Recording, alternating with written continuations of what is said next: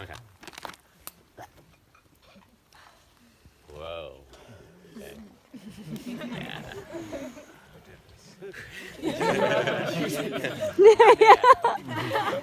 Okay. I'm writing this spoken word in pencil. There's a part of me that's thinking, use a computer. It'll be faster. My life feels like it's on fast forward. And some mysterious God has his finger obsessively pressed on the remote control. And it goes faster and faster. I cook on propane and can have dinner ready in 10 minutes. I drive a car and I can come on over in 5 minutes. I use a chainsaw and can cut down a tree that's taken 10 years to grow in 1 minute. What's the rush? It's a rush of power that fills up my head with self-importance when my soul is screaming to my deaf ears of real self-importance, of taking real care of each other. I took care of my spirit once in a lonely room at night, writing stories with passion and desire. I dreamed a world where everybody stopped their cars all at once and left their vehicles for the last time to walk together. But I could never see where. It's hard to see. People riddled with shame, they can't look at you in the eye. They're so afraid of being discovered and discarded. And I thought I was shameless, staring deeply into everyone's eyes, and I was just running from me into another. There was a time I was so full of shit. 2009 in New Zealand, where civilized people altered their highway plans after hearing Aboriginal concerns, and I thought you were like a god, Daniel. You played the guitar like one, that's for sure. And when we spoke, your attention felt so good, but my bowels weren't used to living water in my body, and I writhed and squeezed in the dark, trying to conceal, avoid, and deny the inevitable. And we all know the inevitable eventually comes out.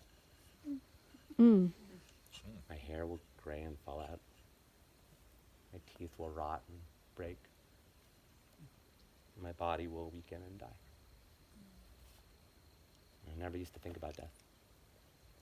I'd picture you, the one who brought life to me with raw truth and devastating lies, your strong muscles gripping my back and pushing and pulling at me to express the feelings you knew I had inside me, but was terrified to let out of sight, but never out of me. You live in this cavern, held firmly in my ribcage, a memory, a curiosity, a regret. I loved you so much. I wish I knew how to say it then. I looked around ferociously, hungering for in-the-flesh, real-life heroes, inspirations I could move towards with envy and wonder, and I wonder who I could be if they were here in this reality, instead of in comic books, running around in their pajamas, doing the right thing when it's hard, and having something worth saying, worth bringing into the airwaves, where we uplift and defend those who look different instead of cage their children.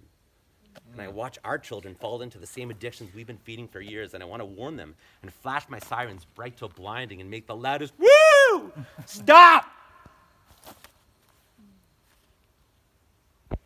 And it goes on in my mind, these thoughts, circling, questioning, searching, reflecting, judging, justifying, objectifying, categorizing, organizing, deleting, distorting, generalizing, analyzing, quantifying, hypnotizing me into an idea created by 1,000 invisible others from yesterday, shaping constantly all of my tomorrows into a consumeristic nightmare that nobody wants and everyone makes through belief. It wakes me in the night. My eyes wide open at 4 a.m., not able to relax and surrender into slumber because my waking slumber is so full of fear. Fear of other people thinking and doing what I'm thinking and doing and not feeling. Spending and not investing. Raising and not praying. Lying, playing dress up, pretending value is a product or a service that used to be our birthright, that affirmed our worth instead of confirmed our paychecks, our certificates of wage slavery. I rub my eyes and I remember. We're all family. Physical and manifested unity moving synchronistically through the galaxy. Elegantly seeing the beauty in every single action. Graciously seeing the need in every harsh judgment. Lovingly seeing the hurt in every abusive behavior. Joyously seeing God in every fragile ego. Wondrously seeing the love in every single person. And gloriously seeing the life in every non-human entity. To help, medicine. Forest medicine. Cleansing, pure, a discoverer of old wounds and a cradle to hold my tender heart. Plant medicine, potent, opening, an ally to help see clearly, and a ladder to possibility. Family medicine, shadowy, mysterious, a trickster that reflects, and a gateway to heritage. Animal medicine, loyal, unconditional, a teacher with endless compassion, a resonant note of harmony. Music medicine, enlivening, inspiring, a muse to awaken creativity, a flower growing deep in the soul. Alone time medicine, calming, transcending, a guide to understand, a path to infinity. Community medicine. Exciting. Developing. A connection made real. A gift to remember.